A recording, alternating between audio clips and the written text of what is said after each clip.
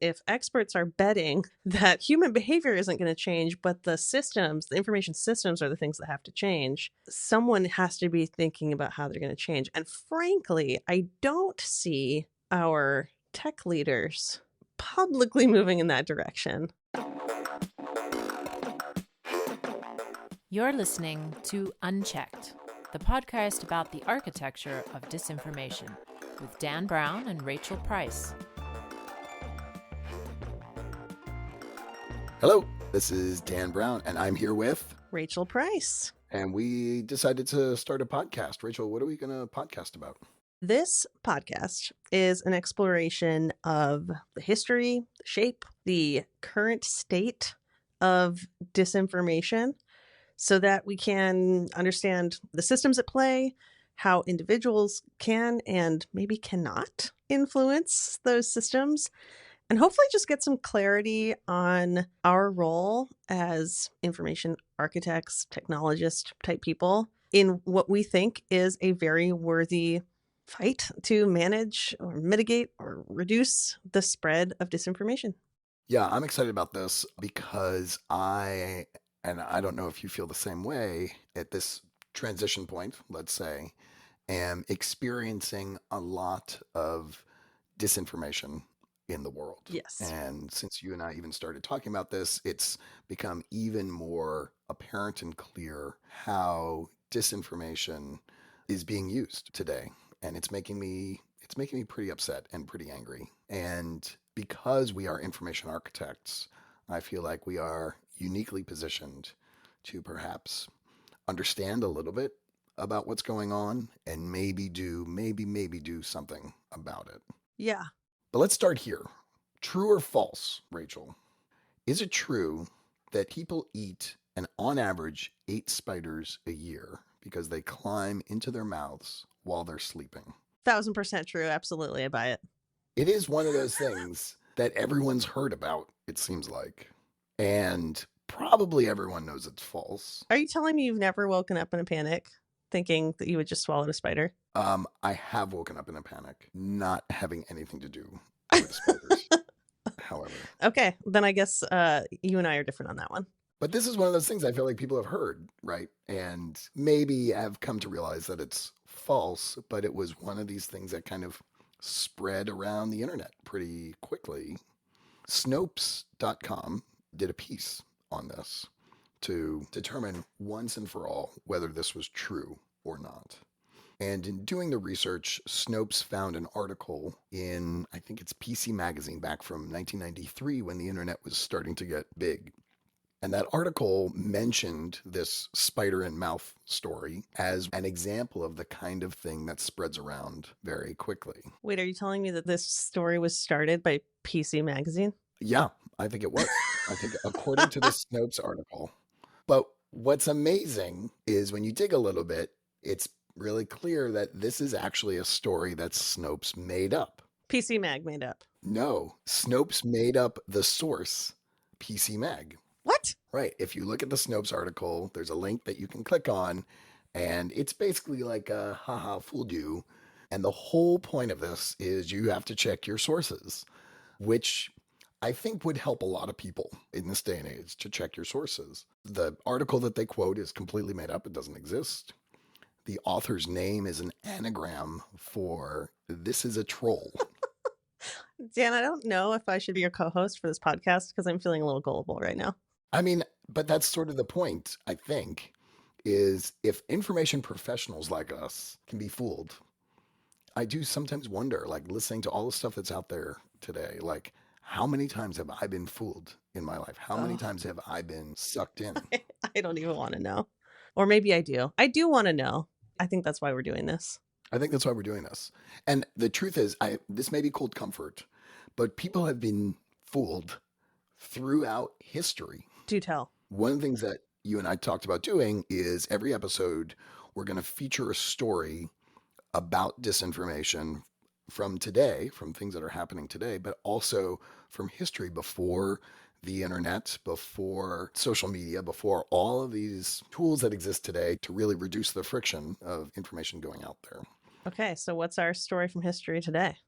I didn't even know if this was true, but I just typed into the internet disinformation and the 1918 influenza pandemic, commonly known as the Spanish flu.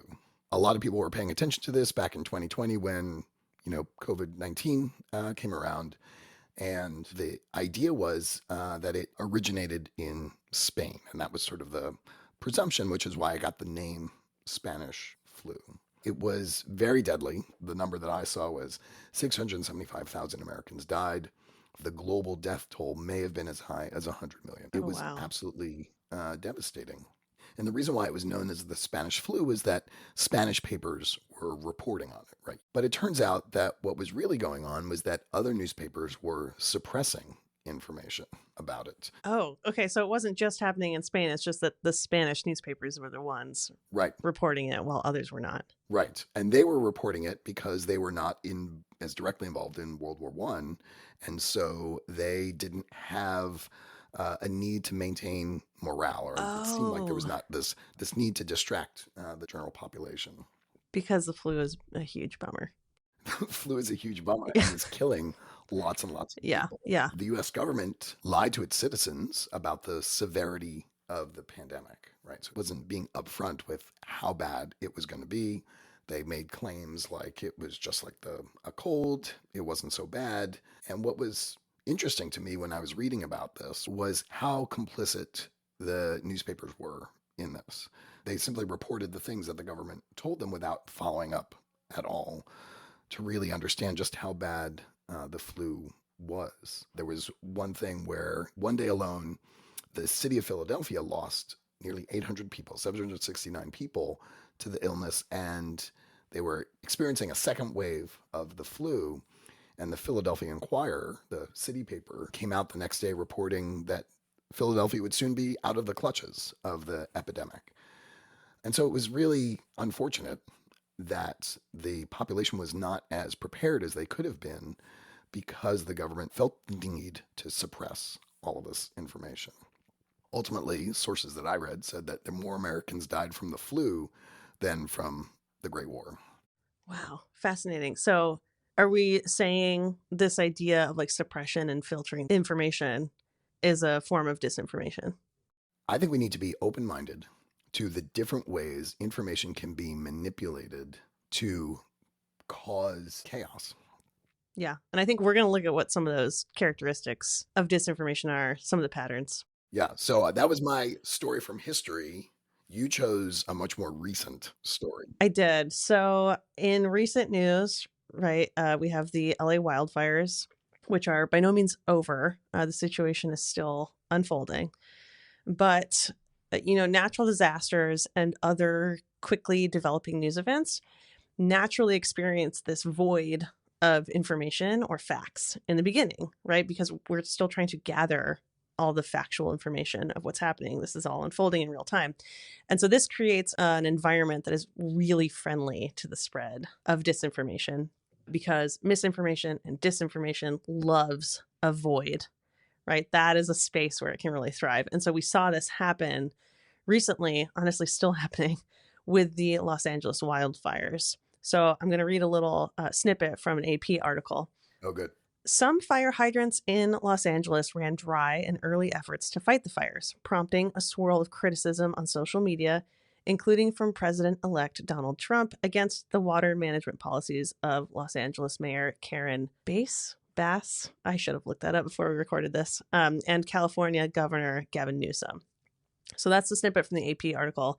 One of the other headlines that kind of popped up when this started happening is the Kardashian family started publicly criticizing and piling onto the LA mayor for water management policies. And, as an aside, the Kardashian family is on the city of LA's list of like most egregious water budget violators. By the way, just going to leave that there. But anyway, Sure.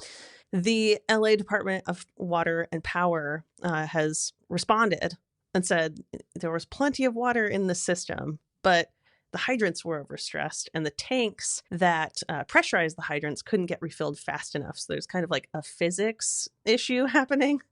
And also the winds were too high for aerial firefighting to happen, which typically complements the water being used by hydrants. So normally you have these multiple approaches happening to put out a fire. And so because of the size of the fire, the weather circumstances around it, there was just more demand than the hydrants themselves could handle. It wasn't because of a shortage of water. And so this technique of making false connections is a common misinformation pattern. We're going to explore a bunch of those patterns over the course of this series. And in this case, connecting hydrants being overtaxed, right, like a problem of physics and crappy weather, to poor policy decisions on the part of government officials is like the connection that's being made here to plant seeds for misinformation, disinformation. So clearly, there are politically motivated reasons why critics of LA government officials might spread disinformation about why the firefighting efforts were not effective.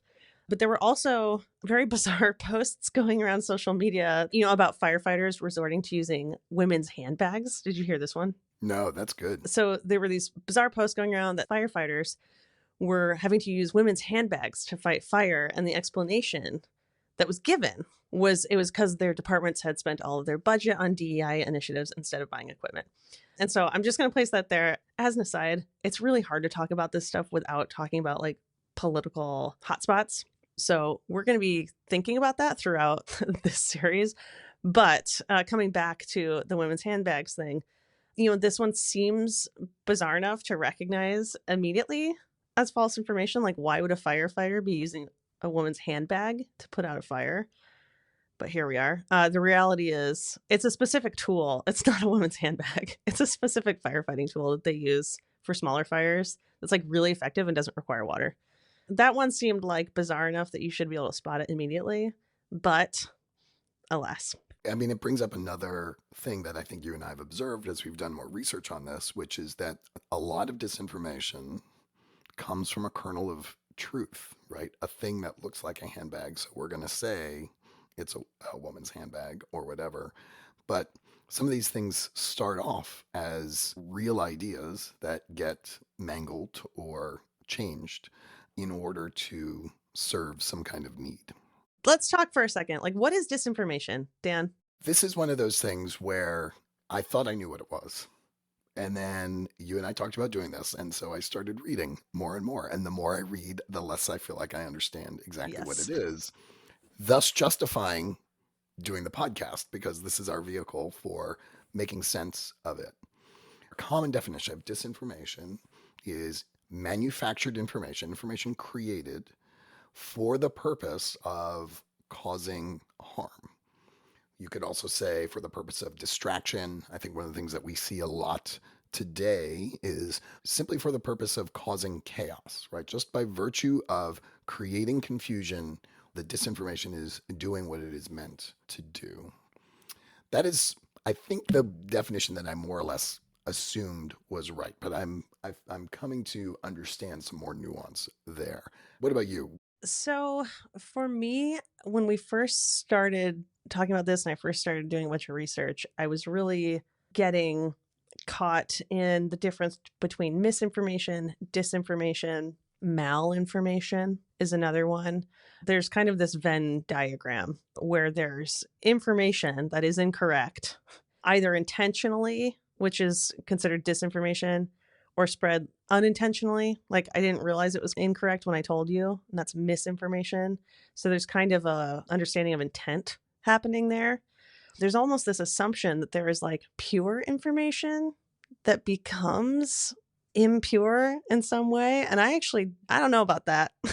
So I am both more clear on like how researchers and like the field of misinformation study like define and classify different kinds of mis and disinformation, but I'm also less clear the more we think about like the philosophy of like what is information, and then how does intent of that information change how it travels through the world and change its impact Right. when it is released and spread.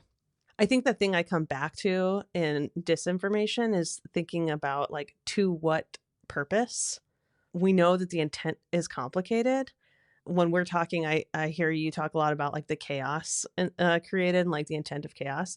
And I agree with that. And I also think maybe this is the capitalist cynic in me, but like the intent of disinformation is to make money, to have political influence, foreign or domestic, or to cause trouble for the sake of it, which I think is the chaos factor. But yeah, I think disinformation is more about the practice of manipulating information and not necessarily a focus on like the information itself. That's exactly what I was going to say. Like, as information architects, perhaps you and I showed up to this assignment understanding information as a noun, right? A thing that we can look at. And the more stories we read about this, the use of disinformation, it strikes me that disinformation is much more of a verb. It is a thing that is done to achieve some kind of end, whether it's chaos or distraction or harm or profit. It's a thing that is done. And part of what might be done is the suppression of information or the flooding of lots of facts, right? Lots and lots of things. All of those are disinformation, even if they themselves might not be falsehoods in and of themselves. Absolutely. So we're talking about information as a noun and disinformation as a verb. And I can hear a lot of IA perspective coming out here, information architecture perspective, the ways we love to noodle on like the philosophy and the hidden structure of what's happening. I believe we've said it. If we have not said it yet, in this podcast, we're planning to look at disinformation from an information architecture perspective. What does that mean? My general go-to definition of information architecture is the design of virtual structures, right? So it's the structures that we design to contain, to hold, to facilitate the conveyance of information, right? Mm-hmm. The keyword there is structure, and maybe the second keyword is design, right? So we deliberately create structures for the intent of making information accessible, usable, meaningful to the people who need it. So when I think about looking at things from an information architecture perspective, what I'm talking about is perhaps looking a little bit under the hood, a little bit behind the curtain, and trying to understand a little bit more about what are the structures that are created, deliberate or not, that enable this verb, disinformation, that make disinformation possible. Because what we are seeing is structures designed deliberately for another thing, like, I don't know, sharing photographs, are being repurposed or used to facilitate disinformation. I think there's an opportunity for us to think deeply about how we do our practice of information architecture in this new environment, in this new landscape where disinformation is almost the norm. It is all around us constantly. So I'm curious for us to look at disinformation using this perspective of the deliberate design of structures and try and understand, are there things that we can do in the design of structures to help or at least understand what we can do to reduce the harm to our users? I think that speaks a lot to how I'm thinking about this too. Like when I think about information architecture, one of the ways I describe it is this space where humans and information intersect, because we can look at human behavior and we can look at information behavior and information structures and systems. And information architecture, I think, is kind of the overlap of the two, right? So we look at the spaces and the structures that allow, support, foster, whatever, that intersection of human and information. And we also do look at and think about the behaviors, the human behaviors that ought to influence those spaces and the decisions we make about how those structures are designed. You know, when I say taking an information architecture perspective, being curious about disinformation, I'm thinking about kind of implicitly my role as an information architect in piecing together or connecting the dots between intrinsic human behavior around information and the relatively more tangible act of designing the technology and the systems where that human behavior happens. So let's get concrete for a sec. Let's look at the LA wildfire story. If you were to sort of pick one thing out from that story, looking at things from an information architecture perspective, what is it that you would pick out from that story that is maybe uniquely IA in its understanding and interpretation? One of the things that I think about is when there's a void of information and we know that that void wants to be filled, who gets to fill it and how? What is the friction or lack of friction in filling early information voids? Because from an information architecture perspective, like every piece of information that's like filling that void on social media, right? Like a post from a personal social media account has a different shape and structure and metadata and all that good stuff. It gives different information signals than an article from the AP. One could argue that is like an information literacy and a personal judgment I'm making, that like they have different weights. But I'm looking at it, and I say literally from an IA perspective as if that means anything, but I'm looking at it from an IA perspective, like those bits of information have different attributes. Some would say they have different information scent. And as an information architect, one potentially useless idea I have immediately out the gate is like, oh, what if that information sent was not this invisible thing that I, as an IA, pick up on, but that is somehow like so deeply obvious and delivered with as much weight as the content of that post or article itself. Right. Just say that back. One of the things that we IAs do is we have to think very carefully about what part of the structures we are going to make explicit to the people who are consuming the information. And you're talking about source feels like the kind of thing that tends to maybe ride a little bit below the surface or is not as in your face. And maybe there's an opportunity for us to make that part of the structure more explicit. Yeah, not to jump to solutions, right? But the way we would translate this is we would think about what is the visual hierarchy of information on that little UI component, right? Or what metadata is required and is upfront when that thing goes live. I think this is where, too, we'll see a lot of intersection between thinking and research into information literacy and like translating that into IA requirements, so to speak. So I think this is where we're really like looking at discussion ideas, concerns coming from experts in the field of misinformation or experts in other fields, and trying to turn those into like, what would that mean for an information architect to translate that thing into a decision about how that information space is structured. One of the things that I took away from the LA story when you were telling it is that an event happens and immediately there's an information void that needs to be filled. And you were talking about behaviors before. And the modern information landscape has created an expectation that information voids will be filled quickly. And I think that maybe not have been present in 1918, where people understood that it took longer to get information. But today, something happens and we immediately go to our social media of choice or news source of choice and expect to know a lot about it. And the void combined with the demand for information, the demand for immediate information, I think creates this opportunity for those who peddle disinformation to fill the void with the first thing that comes out of their mouth or the first thing that actually achieves their goals and not the goals of actually informing people. Sadly, in my part of the world, there was a tragedy this week, and we saw the exact same thing happen.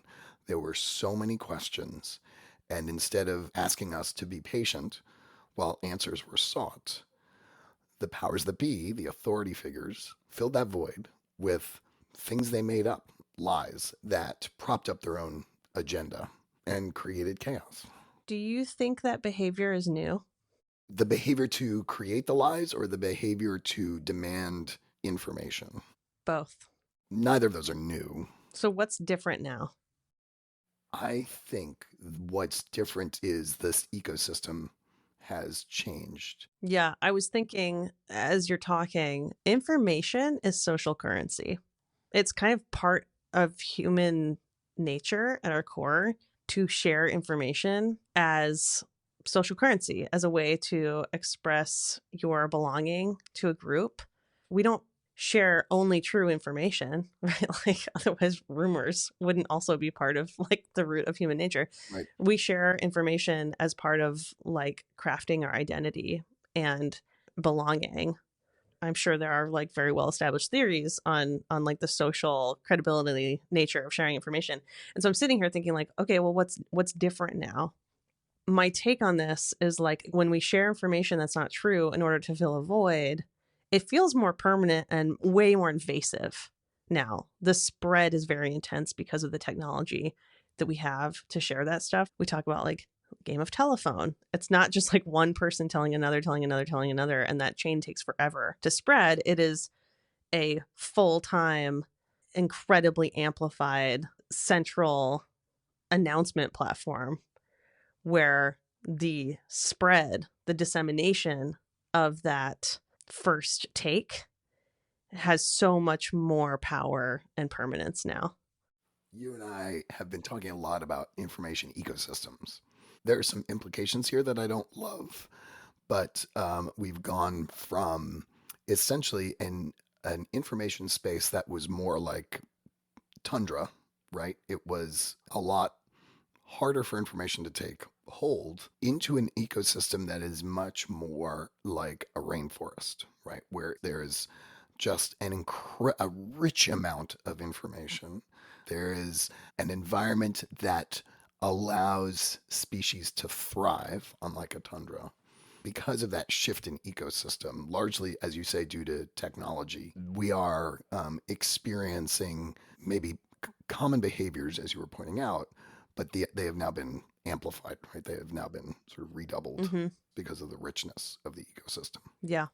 We have this ecosystem. I love how you're going with like the rainforest and the richness of the species and this opportunity then for like the invasive species to exploit an environment that allows it to thrive.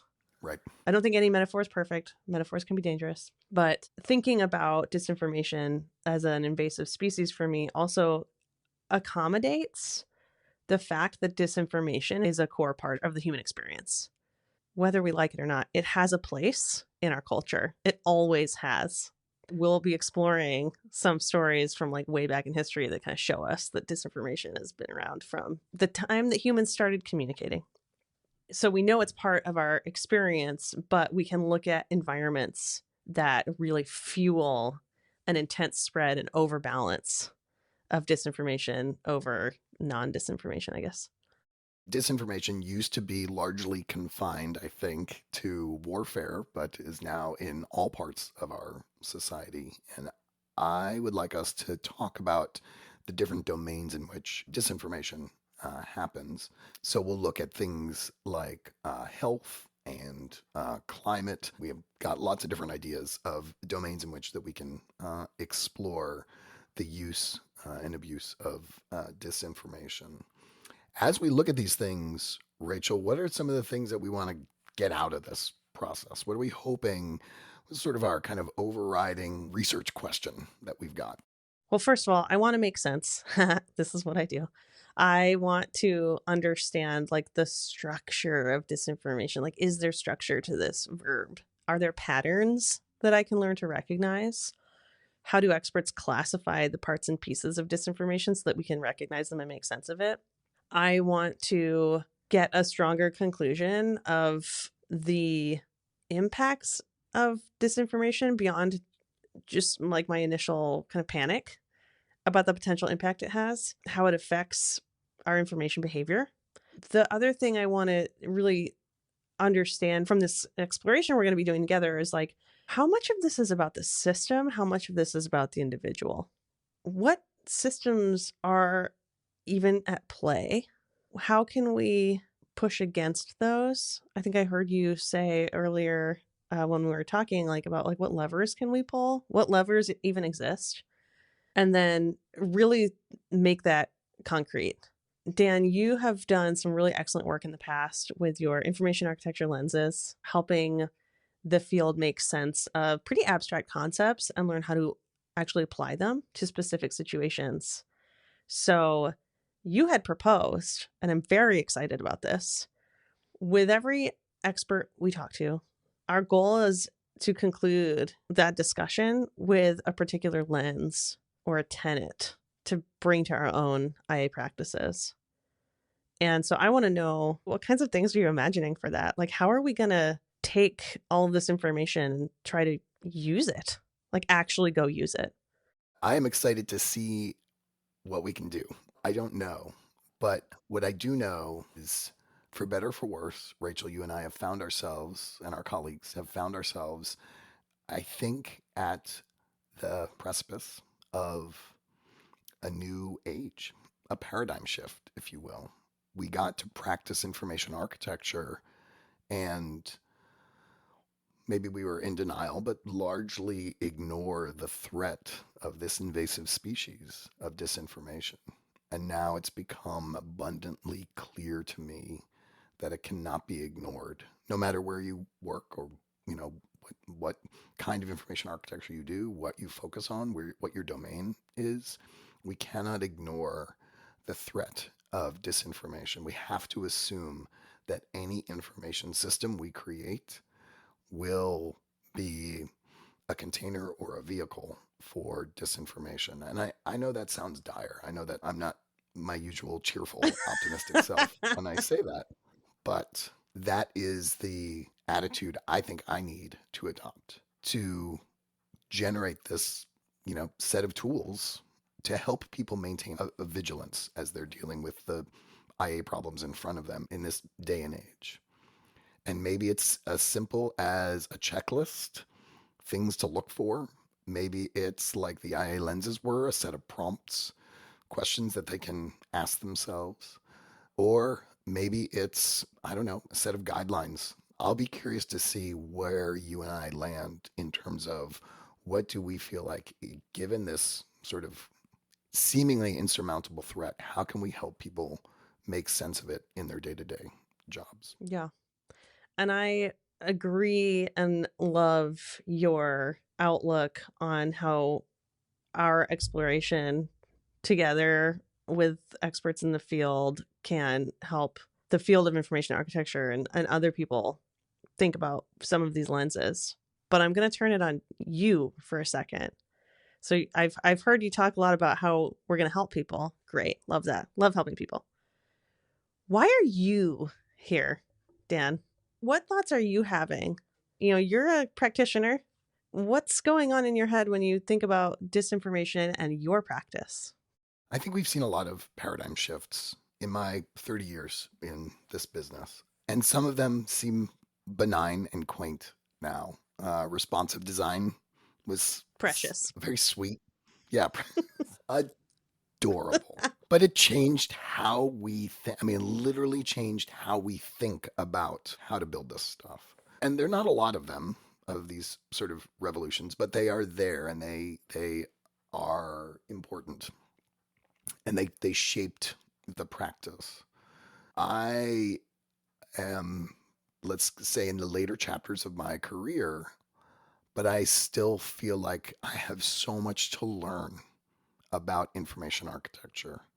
That's what keeps me at this desk every day. It is intriguing and exciting. And what's become abundantly clear to me is that as a humanity's relationship to information is constantly evolving.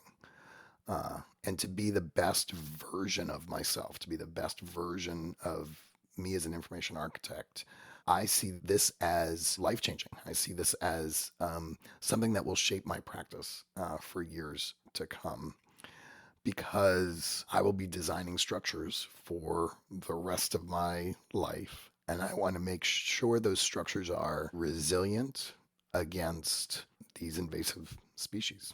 That's beautiful. I'm going to tell you why I'm here, and it's a lot less noble and a lot more wrapped up in some of the issues I think We have a about. word in Yiddish for that. It's mishigas, wrapped up in your mishigas. I'm wrapped up in my mishigas. Perfect. Well I love done. that. Thank you. First of all, I was here because you asked me, and it sounded really fun. And so I was like, yes, I'm in. And then as I started reading about disinformation and reading some of the research and catching up on the past 10 years or so of discourse around misinformation and disinformation, I noticed this theme that not all, but many experts in the field of misinformation, like academics and that sort of thing, are implying that they are betting that the information environment will improve. And that's what is going to kind of save us from the current doomsday path. Oh, right. That worries me because I kind of feel like they're betting on us to improve it. And they haven't met us. They haven't met us. We haven't met them. We have Michigan. And I'm like, oh no, I don't know how to fix this information environment. And maybe I do. Maybe we do have some ideas for how to fix it, but I haven't stopped to think about it.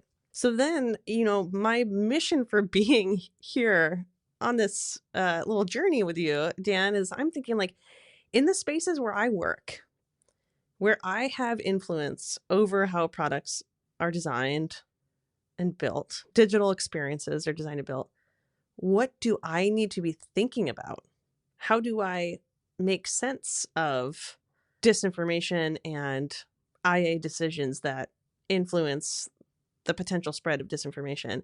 What levers can I pull, in your words? Like, what is my role in all of this? Because if experts are betting that human behavior isn't going to change, but the information systems are the things that have to change, someone has to be thinking about how they're going to change. And frankly, I don't see our tech leaders publicly moving in that direction. So I'm sitting here thinking, wow, it's all of us kind of working, for lack of a better word, because I can't think of one, in the trenches that are going to have to be thinking about this. And I kind of think that might be us.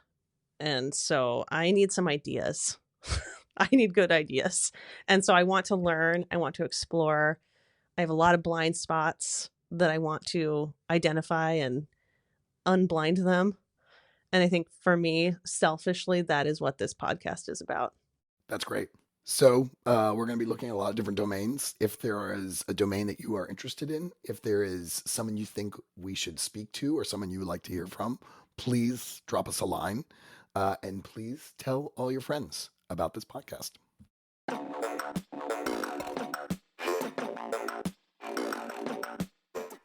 Unchecked is a production of Curious Squid. Curious Squid helps organizations like yours untangle complex information architecture and user experience challenges. Visit us at curious-squid.com.